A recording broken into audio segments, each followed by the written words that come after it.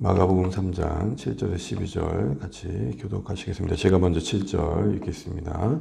예수께서 제자들과 함께 바다로 물러가시니 갈릴리에서 큰 무리가 따르며 유대와 예루살렘과 이두메와 요단강 건너편과 또 두로와 시돈 근처에서 많은 무리가 그가 하신 큰 일을 듣고 나오는지라. 예수께서 무리가 에워싸 미는 것을 피하기 위하여 작은 배를 대기하도록 제자들에게 명하셨으니 이는 많은 사람을 고치셨으므로 병으로 고생하는 자들이 예수를 만지고자 하여 몰려왔음이더라. 더러운 귀신들도 어느 때든지 예수를 보면 그 앞에 엎드려 부르짖어 이르되 당신은 하나님의 아들이니이다 하니, 같이 읽습니다.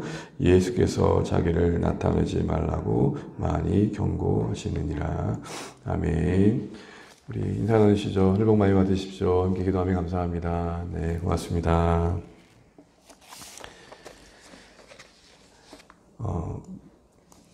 마가복음의 이제 1장에 예수님이 하나님 나라를 선포하신 뒤에 예수님의 그 사역이 이제 본격화되게 되죠.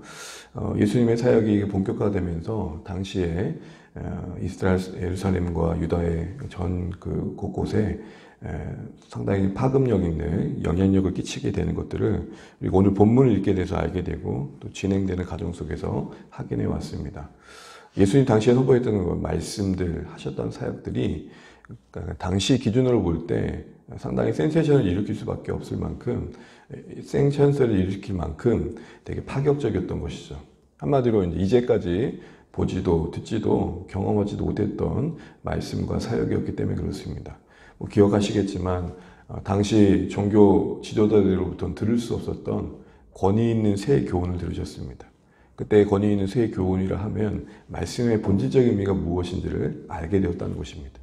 이전에는 이렇게 해야 된다, 이렇게 해야 된다, 이렇게 하지 않으면 안 된다, 이렇게 하면 틀렸다, 이런 식의 얘기를 들었는데 그게 어떤 의미인지를 말씀의 권위자이신 예수님을 통해 듣게 되었던 것이죠. 또한 놀라운 능력으로 해당에서 귀신을 쫓아내시고 병을 고치시죠. 특별히 또 당시에는 사람들이 상종질도 하지 않았던 문둥병자, 한센병자를 고치시고, 또 경건한 사람이라면 생각조차 할 수 없었던 죄인들과 어울리는 식탁의 교제를 나누시고, 엊그제도 살펴봤지만 당연시 여겨졌던 금식을 하지 않으시기도 하시고, 또 안식일에 규례에 매이지 않는 자유로움도 보이시고, 또 하나님만이 하실 수 있다는 제 용서의 선포를 감히 하시고, 이런 일들이 진행되다 보니까 당시의 사람들은 크게 관심을 가질 수밖에 없었던 것이고, 그런 가운데서도 반응을 보게 되면 크게 두 가지 반응이었습니다. 어제 우리가 마가복음 2장부터 3장 6절까지 진행되었던 종교 지도자들과의 갈등과 논쟁 속에서 드러나듯 거부 반응이 있었던 것입니다. 점점 그 반응이 심화되면서 어제 우리 6절 말씀 한번 다시 한번 읽어볼까요? 6절입니다. 시작. 바리새인들이 나가서 곧 헤롯 땅과 함께 어떻게 하여 예수를 죽일까 의논하니라. 어떤 자리까지 갔냐면 바리새인들 입장에서는 도저히 용납하지 않았던 헤롯 땅과 연합하는 자리까지 가서 예수를 죽일 의논을 하는 그런 선택들을 해가는 것들을 보게 됩니다. 제거해야겠다는 생각을 했겠지만 죽일 생각까지는 하지 않았을 겁니다. 근데 사람들이 그렇잖아요. 처음에는 이 정도에서 끝내야겠지 했는데 점점 악에 갇히게 되면 사람들이 극한의 자리까지 가게 되는 거지 않습니까? 이런 상황들이 오늘 이제 거부 반응을 보이는 대표적인 인물들이 바로 종교 지도자들이었습니다. 그런 상황에서 오늘 본문에는 언급되지 않지만 마태복음 12장에 보게 되면 그들의 어떤 위협 그리고 그들의 악한 마음을 헤아리시고 그런 표현이 나오는데 그걸 보시고 오늘 본문의 7절처럼 바닷가로 물러나가시는 모습을 보게 됩니다. 근데 이제 이런 질문을 해보는 거예요. 우리 7절 말씀 다시 한번 읽어볼까요? 시작. 예수께서 제자들과 함께 바다로 물러가시니 갈릴리에서 큰 무리가 따르며. 제자들과 함께 바다로 잠시 물러가셨다고 했는데 왜 가셨을까요? 그냥 도망가신 걸까요? 여러분, 갈릴리 사역에서 주로 예수님은 바다에서 말씀을 많이 선포하십니다. 그리고 바다에서 제자들을 부르시고, 그러니까 주요 사역 장소 중에 하나가 바다였던 것이고요. 우리 뒤에 보게 되면 이제 13절부터는 또 제자들을 이제 12명을 부르십니다. 앞에서는 4명의 제자를 부르셨던 예수님께서 이제 예수님의 12제자를 본격적으로 세우시는 장면이 나옵니다. 결국 죽일 위협과 어떻든 협박과 같은 모습들로 다가오는 그들이 있었지만 예수님은 꿋꿋이 자기 할 일을 하십니다. 그러니까 바리새인들이 할 일을 한 거고 예수님은 예수님의 일을 하고 계시다는 겁니다. 우리는 여기서 중요한 거 한 가지 생각해 보게 됩니다. 무엇입니까? 신자로서 이 땅에 살아가는 동안 늘 좋을 때가 있겠습니까? 또한 정말 주님을 섬기기 최고의 환경이라는 게 있을 수 있겠습니까? 우리 간혹 그런 일을 말하잖아요. 물론 상황적으로는 이해가 될 수 있죠. 조금 더 나아지면요. 조금 더 나아지면요. 그게 맞을 때도 있지만 가끔 보면은 그게 때로는 안 맞을 때도 있다는 것은 예수님께서는 오늘 위협의 기세가 오히려 더 본격적으로 진행되는 가운데서 위축되시기보다는 그냥 본인이 하실 일들을 묵묵히 해 가십니다. 그런 의미에서 바닷가로 물러가신 겁니다. 바리새인들이 죽일 기세가 너무 무서워가지고 숨으신 게 아니라 그래 너희는 너희 할 일을 해라. 나는 내가 보내신 그 일을 묵묵히 해가겠다. 그래서 바닷가에 가셔서 제자들을 세우려고 하셨던 것입니다. 그런데 말씀드렸던 것처럼 두 번째 반응 중에 하나, 첫 번째 거부 반응과 함께 또 다른 반응이었던 큰 기대감을 가지고 따랐던 무리들을 이제 만나게 되신 겁니다. 그래서 조금 더 무리들과 함께하는 시간들을 이제 오늘 보내시게 되죠. 근데 그 무리들이 왜 예수님을 따랐냐는 거예요. 7절에 보시게 되면 큰 무리라 그랬고요. 우리 8절 한번 읽어볼까요? 유대와 예루살렘과 이두메와 요단강 건너편과 또 두로와 시돈 근처에서 많은 무리가 그가 하신 큰 일을 듣고 나오는지라. 많은 무리, 큰 무리. 어쨌든 누가 봐도 대단한 인기와 그리고 대단한 사람들이 지금 따르고 있는 걸 보게 되는데 특별히 8절에 보게 되면 지역이 언급되죠. 이건 한마디로 동서남북을 말합니다. 곳곳에서 강 건너편이라는 것은 동편이겠죠. 그리고 두로와 시돈이라면 북쪽일 것입니다. 유다와 예루살렘 이두메는 남쪽이겠고요. 서쪽에 없는 건 아마 지중해가 있기 때문에 그럴 수 있겠지만 어쨌든 곳곳에서 지금 예수님의 소문을 듣고 또 예수님의 사역의 소식을 듣고 온 겁니다. 듣고 온 자들이죠. 그 가운데 본 자도 있겠고요. 여기서 보게 되면 그만큼 소문이 퍼졌다는 것과 함께 그만큼 지금 오늘 이 본문이 예수님의 그동안의 어떤 사역을 정리하는 입장에서 본다면 참 예수님이 부지런히 다니셨구나. 우리는 물론 기록된 성경이 대부분 다 갈릴리에서 기록되어 있죠. 그래서 가버나움에서 사역을 처음 시작하신 것으로 기록되어 있고 중간에 다시 가버나움이라고 한다 보면 그 다시와 처음 가버나움 사이에 참 많은 곳을 다니셨다는 것을 보게 됩니다. 그러니까 이제 예수님은 쉼 없이 하나님의 일을 감당해 가시고 오늘 아까 말씀드렸던 것처럼 묵묵히 그 일을 이어가고 계신 것들을 보게 됩니다. 그 열매들인 거죠. 어떻게 보면. 그런데 나온 무리들의 관심이 뭡니까? 9절에 보게 되면은 예수님께서 그들을 에워싸 미는 것이 불편한 상황 속에서 피하기 위해서 작은 배를 대기하는 모습을 보게 되는데요. 그 다음에 그들이 따르는 무리의 이유를 말씀하십니다. 10절입니다. 읽겠습니다. 이는 많은 사람을 고치셨으므로 병으로 고생하는 자들이 예수를 만지고자 하여 몰려왔음이더라.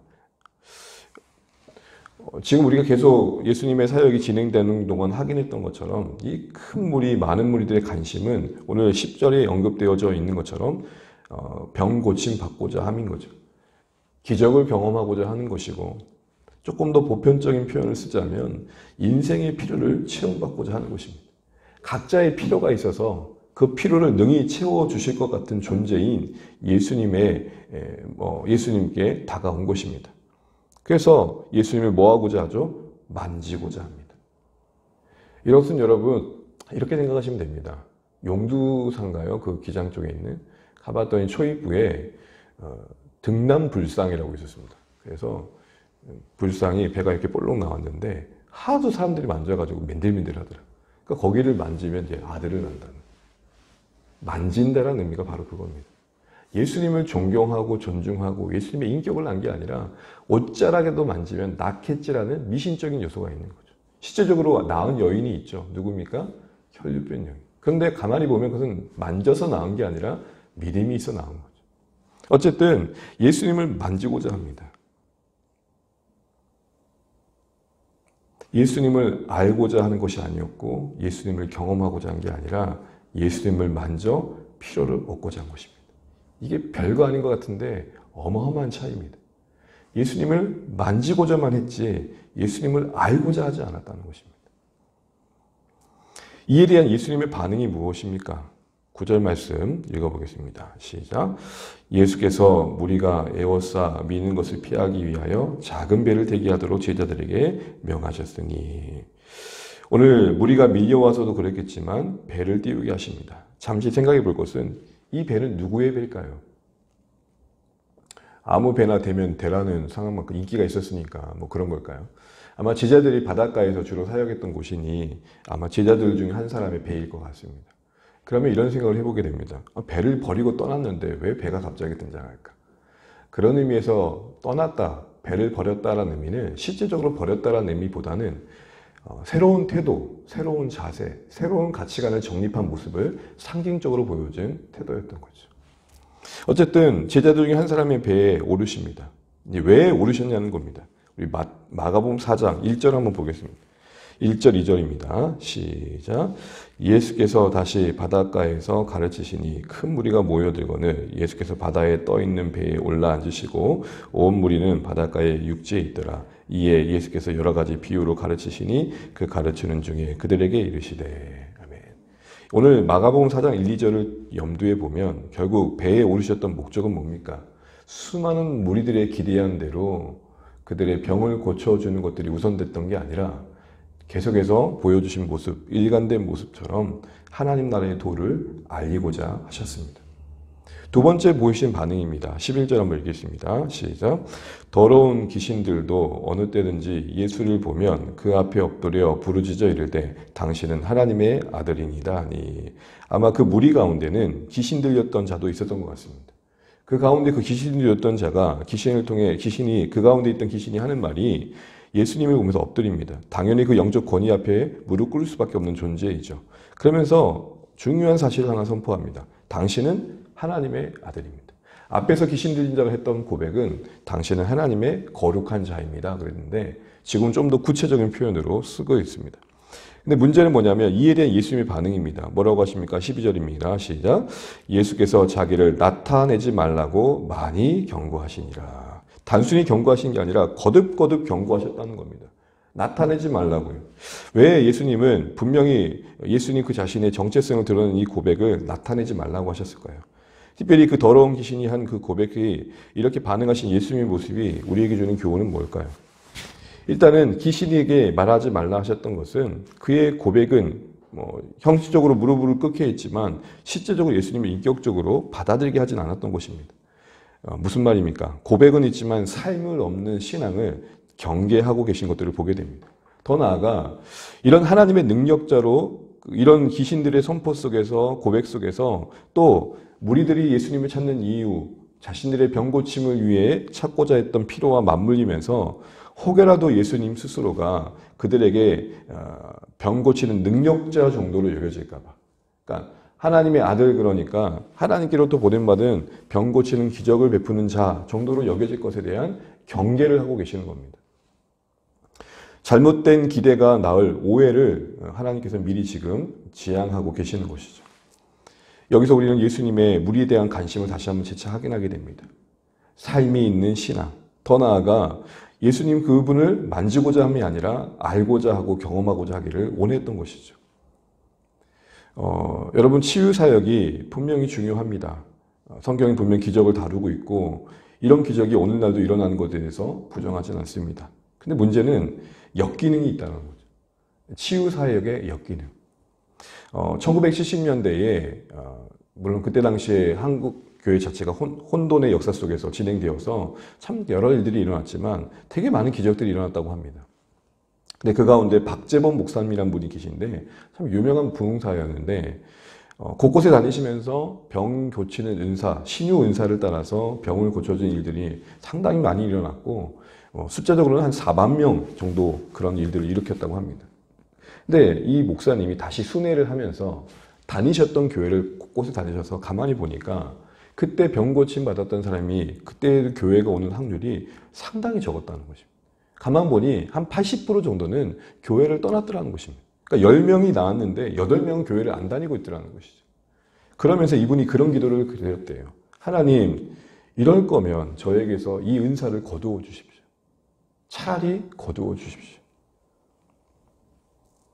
이런 이야기들 속에서도 확인되어지는 것처럼 분명히 치유와 병 고침의 기적은 놀라운 것이지만 사람들이 거기서만 머물 수 있다는 것이고 그렇게만 비춰질 수 있는 예수님의 모습에 대해서 오늘 예수님은 경계하고 계시는 겁니다. 이런 의미에서 우리는 세상을 향해 무엇을 주고자 하는지를 다시 한번 생각해 볼 필요가 있습니다. 우리 바울의 고백을 잠시 빌려보면서 말씀을 정리하고 나누고자 합니다. 우리 고린도전서 1장 한번 읽어보겠습니다. 고린도전서 1장 20절에서 23절까지만 21절에서 23절까지만 같이 한번 읽어보도록 하겠습니다. 고린도전서 1장 21절에서 23절입니다. 다 찾았으면 제가 읽을 테니까 따로 읽으실 수 있는 분들 같이 읽어주십시오. 21절입니다. 하나님의 지혜에 있어서는 이 세상이 자기 지혜로 하나님을 알지 못하므로 하나님께서 전도에 미련한 것으로 믿는 자들을 구원하시기를 기뻐하셨도다. 유대인은 표적을 구하고 헬라인은 지혜를 찾으나 우리는 십자가에 못 박힌 그리스도를 전하니 유대인에게는 거리끼는 것이요 이방인에게는 미련한 것이로되. 아멘. 여러분, 바울이 숱한 사역의 시간들을 지나면서 더 확실해졌던 신념과 확고한 가치는 무엇이었냐면 정말 많은 사람들이 표적을 구하기도 하고 또 각자의 필요에 따라 지혜를 구하기도 했지만 결국 십자가의 복음, 십자가에 못 박힌 예수를 전하지 않고서는 구원의 역사는 일어나지 않더라. 이 얘기를 지금 담대하게 하고 있는 것입니다. 사랑하는 성도 여러분, 이 세상에 교회가 존재하는 목적, 신자들이 이 땅에서 붙들어야 할 가치 중에 하나는 무엇입니까? 병 고침의 놀라운 능력들, 또 여러 가지의 기적들, 신비로운 체험들. 오늘 본문에 빌리자면 예수님을 만지는 그런 통해 경험하는 여러 일들. 그 참 중요할 수 있지만 결국 교회가 줘야 될 것, 신자들이 확신을 가지고 나눠야 될 건 뭐냐면 십자가의 복음이라는 것입니다. 어느 유명한 목사님은 지역교회 가운데 정말로 모든 사람이 하나님 나라에서 만날 수 있겠느냐라는 도전도 하는 말씀을 들었습니다. 정말로 우리가 다시 한번 복음 앞에 서야 할 이유가 그것이고 또 우리가 예수님을 만지는 데만 머물러 있는 인생들은 아닌가? 아니면 예수님의 십자가를 알고자 하고 예수님의 어떠한 분이신지를 경험하고자 하는 그러니까 예수님의 옷자락에 관심이 있는 건지 예수님 그분에게 관심이 있는 건지 되게 중요한 질문이 될 수 있다는 것입니다. 오늘 바울이 오늘 고린도 교회를 향해 다시 한번 선포했던 것처럼 우리에게도 십자가에 못 박히신 예수 외에는 전할 것이 없고 붙들 것이 없는 그런 신앙 되었으면 좋겠습니다. 오늘 예수님이 오늘 무리들의 따름 속에서 보이셨던 이 반응 속에 우리는 다시 한번 앞으로의 방향을 보게 됩니다. 그래서 여러분 오늘 무리들과 함께 하신 시간들은 결국 어디로 이어집니까? 13절 말씀 읽고 마치겠습니다. 마가복음 3장 13절입니다. 시작. 또 산에 오르사 자기가 원하는 자들을 부르시니 나온지라. 이에 12를 세우시는 장면이 이루어집니다. 무슨 말이에요? 무리 가운데 있지 말고 제자가 되어야 된다. 계속되는 복음서의 증언 속에서 우리의 갈 길을 점검해 보게 됩니다. 사랑하는 성도 여러분, 우리는 예수님의 무엇을 기대하고 계십니까? 예수님의 옷자락을 만지는 게 우리의 인생의 혹시 목적은 아니며 그게 신앙생활의 전부라고 여기고 계시지는 않으십니까? 중요한 것은 예수님을 옷자락을 만지는 것을 넘어 예수님을 아는 것입니다. 경험하는 것입니다. 그 십자가의 복음을 깊이 알아가는 것입니다. 복음의 그 깊이와 넓이와 높이에 우리의 신앙이 함께 그 안에서 풍성해질 수 있음을 알아가야 됩니다. 경험해야 합니다. 특별히 여러분 오늘 귀신이 고백으로는 하나님의 아들이라고 고백하는 것에 대해서 다시는 어디서도 말하지 말라고 하셨던 이유는 삶이 없는 시인은 삶이 없는 고백은 허망할 수밖에 없음을 말씀하신 것도 있는 것입니다. 다시 한번 돌아보시면서 오늘 이 무리의 따름과 그에 대한 예수님의 반응과 또 그들을 대하신 예수님의 모습에서 우리가 어떤 신앙의 본질을 붙들어야 되는지를 다시 한번 고민하시며 굳이 적용하자면 나는 요즘 말씀을 통해서 정말 하나님을 알고자 하는 그런 노력들을 이어가고 있는지 또 나의 기도 속에 예수님에 대한 경험, 예수님을 알고자 하고 십자가의 복음을 깊이 경험하고자 하는 간구가 있는지, 구원의 은혜를 두고 기도할 때에 그냥 당연한 정도가 아니라 내 평생에 십자가의 이 은혜 외에는 자랑할 것이 없을 정도로 그 은혜에 깊어지기를 바라고 있는지 돌아보시면 좋겠습니다. 예전에 예수의 예자만큼 해도 정말로 큰 감격 속에 고백되었던 예수의 이름이 어느새 교리적으로, 종교적으로 고백되어진 이름 정도에 머물러 있음이 우리는 조금 안타까워야 되지 않을까 생각들을 다시 한번 해보면서 오늘 무리를 대하신 예수님의 모습 앞에 혹 우리도 무리 가운데 있는 자들로 우리 신앙의 방향이 잡혀져 있지 않은지 재점검해 보시는 오늘의 말씀이 되시면서 정말 예수님이 원하시는 쪽으로 말씀을 듣는 자리에 또 삶과 고백이 일치하는 자리에 예수님의 십자가를 경험하는 자리에 나아가기를 결단할 수 있는 오늘의 말씀 되시기를 주님의 이름으로 축복합니다. 찬양하겠습니다. 찬송가 216장입니다. 찬송가 216장입니다.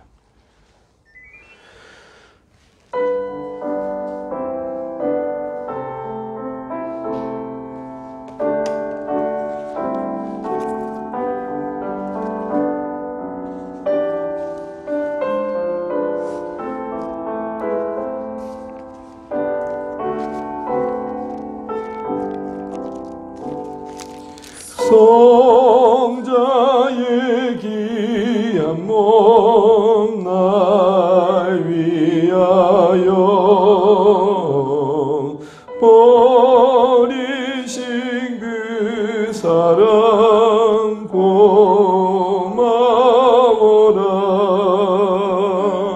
내 머리 숙여서 주님께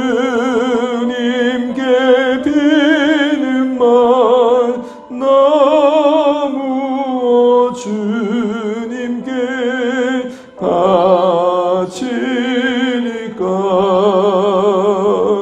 지금도 날 위해 간구하신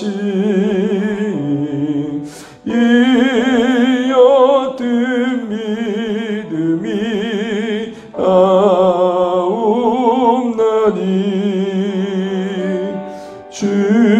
주님의 참 사랑 고맙고 놀라워 찬송과 기도를 쉬지 않네.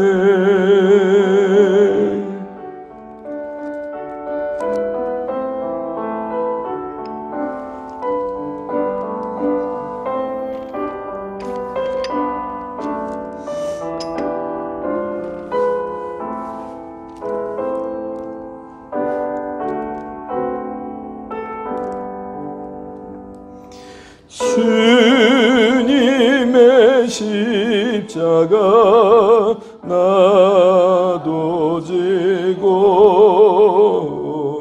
신실한 믿음과 마음으로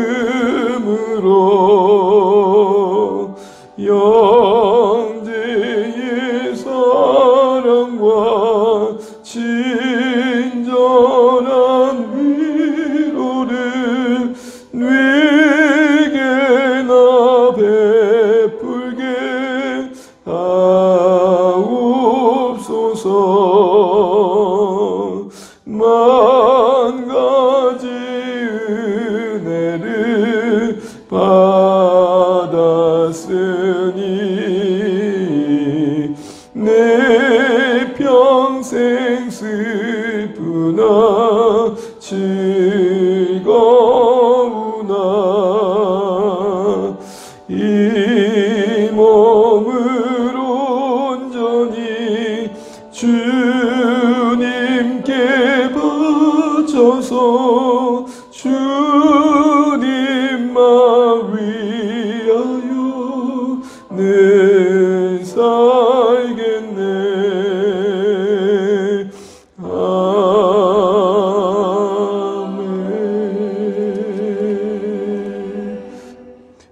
인도하시는 하나 감사하며 우리 주신 말씀부터 기도하겠습니다. 많은 무리가 따르고 있습니다. 종교 지도자들의 거부 반응과 다르게 따랐던 이 많은 무리들은 자신들의 필요가 있었기 때문이었음을 보았고, 그들에 대한 예수님의 반응은 거리를 두시고 말씀으로 다가가십니다. 또한 귀신들을 통해 고백되어졌던 그 맞는 고백조차도 삶이 없는 그 고백에 대해 경계하시고, 또 그렇게 정해져 예수님 자신이 단순히 옷자락을 만들 불상 정도로 여겨지지 않기를 바라십니다. 사랑하는 성도 여러분, 예수님 때문에 우리가 여기까지 오셨음을 압니다. 앞으로도 우리가 예수님 때문에, 예수님의 그 사랑 때문에, 예수님의 하나님 되심 때문에 우리의 십자가의 여정이 계속되었으면 좋겠습니다. 바리새인들의 위협 앞에서도 묵묵히 바닷가로 가시사 제자를 세우신 일들을 자신이 해야 될 일을 이어가신 것처럼, 우리도 오늘 상황이 어떠하든 우리가 해야 될 일들을 묵묵히 이어갈 수 있는 신실한 신자의 삶이 될 수 있도록 기도해 주시기 바랍니다. 우리 주 안의 모든 가족들이 예수님을 만지는 정도에 머무는 신앙이 아니라 예수님을 알고자 하고 경험하고자 하고, 특별히 예수님의 십자가의 은혜와 사랑의 그 넓이와 깊이 그리고 높이의 그 길이의 어떠함에 깊어져 가서 그 사랑의 풍성함에 붙들린 우리의 삶이 될 수 있도록 기도해 주시면 좋겠습니다. 숱한 많은 은혜가 있지만 구원의 은혜가 가장 큰 감사가 될 수 있는 우리 사랑하는 주 안의 가족 될 수 있도록 기도해 주시고, 특별히 이제 또 한 주간을 마무리하고 또 주일을 마저 바라봅니다. 외주일의 예배가 반복되는 그런 의례적인 시간들이 아니라 주제 수요일에 말씀 주셨던 것처럼 정말 참된 안식을 누리고 경험하고 나눌 수 있는 한 날 될 수 있도록 기도해 주시고, 예배 가운데 오시는 또 함께하는 우리 모든 주 안의 가족들, 또 함께하는 우리 모든 새로운 분들, 예배를 통해 하나님을 만나는 은혜의 시간, 또 말씀 앞에 결단이 있는 시간 될 수 있도록 예배 위에 은혜 있도록 기도해 주시기 바랍니다. 내일의 또 수양의 일정이 또 날씨가 비가 온다고 예시되어 있는데 또 안전하게 또 잘 갔다 올 수 있도록 또 기도해 주시면 고맙겠습니다. 그 외에도 우리 사랑하는 가족들, VIP들 위해 기도해 주시고, 정말 주님의 은혜와 손길이 필요한 인생들을 끌어안고 기도하시는 시간 되시면 좋겠습니다. 우리 각자의 또 기도 제목 가지고 기도하시되, 특별히 또 울산 땅 위에 주의 국률이 임할 수 있도록 또 우리가 함께 기도하시면 좋겠습니다. 우리 각자 또 기도 제목 가지고 기도하시고 오늘도 주님 안에서 승리하시기를 바랍니다. 같이 기도하시겠습니다. 하나님 아버지, 오늘도 허락하신 한 날을 감사합니다. 주님, 오늘도 우리가 말씀을 붙들고 주의 긍휼을 구합니다. 하나님, 예수님의 사역이 진행되어져 갈수록 참 많은 무리들이 따르고 있는 걸 보게 됩니다. 겉으로 드러날 때는 큰 무리이고 많은 무리이지만 실제적으로는 주님 앞에 나아가는 그들의 동기가 주님이 원하시는 모습이 아니었음을 보게 됩니다. 우리의 주님을 따르고자 하는 마음의 동기가 무엇인지 돌아봅니다. 예수님의 옷자락을 만지는 정도에 머무는 신앙 되지 않게 하시고, 예수님을 알고자 하게 하시고, 또 십자가의 복음 외에는 자랑할 것이 없고 나타낼 것이 없는 우리의 삶이 되기 원합니다. 그만큼 우리의 십자가의 복음에 깊어지게 하여 주옵소서. 하나님 아버지, 우리가 신자로서 우리 신앙의 근간을 점검하게 도와주시고, 하나님 아버지, 바리새인의 위협 앞에서도 묵묵히 바닷가로 나아가신 예수님처럼 우리의 할 일을 묵묵히 이어갈 수 있도록 도와주십시오. 하나님 아버지, 정말로 우리의 삶이, 우리의 환경이, 우리의 여건이 어떠하다 할지라도 하나님, 주님 우리 안에 맡기신 신실한 일들이 신실하게 하나님 주의 일들을 감당하는 우리 사랑하는 성도들이 될 수 있도록 은혜를 베풀어 주시고, 하나님 십자가의 복음의 그 넓이와 그리고 아버지 하나님 길이와 깊이와 높이 어떠함에 그 사랑에 우리가 붙들릴 수 있도록 우리 안에 역사하여 주시옵소서. 우리에게 구원의 감격이 옛말이 아니라 오늘의 현재적인 은혜가 되게 도와주십사. 하나님, 구원의 감격 속에 정말로 십자가의 복음을 깊이 경험한 신자들로서 살아갈 수 있도록 주님 우리를 붙들어 주시고, 오늘 귀신을 통해 고백되어진 것처럼 입술에 고백만 있는 신앙의 신자가 아니라 삶의 시인이 있고 삶의 고백이 있는 우리의 삶이 될 수 있도록 도와주시옵소서. 하나님, 우리를 붙들어 주십시오. 따르고자 하는 우리들 모습 속에 우리의 모습을 보게 하시고, 하나님 우리 안에 혹 그런 우리의 모습은 없는지 살피게 하여 주십시오. 하나님, 우리가 무엇을 붙들고 있는지 점검하게 도와주시고, 주 안의 모든 가족들은 십자가의 복음 외에는 자랑할 곳이 없게 하여 주십시오. 눈에 들어오는 표적과 그럴듯한 지혜를 구하는 이건 정말 십자가의 복음을 붙들게 도와주시고, 그것이 우리에게 확신이 되게 하시고 가치가 되게 하시고 생명이 되게 하시고 삶의 이유가 될 수 있도록 하나님 도와주십시오. 사랑하는 주 안의 가족들의 삶을 붙들어 주시고 건강을 붙들어 주시고, 하나님 우리 다음 세대를 붙들어 주시고, 하나님 우리의 주일 예배 가운데 놀라운 하나님 은혜가 있도록 역사하여 주시옵소서. 오늘 목장 가운데 주의 긍휼이 임하게 도와주시고, 하나님 내일의 또 수양의 일정 가운데 은혜가 있게 하여 주시옵소서. 도와주시옵소서.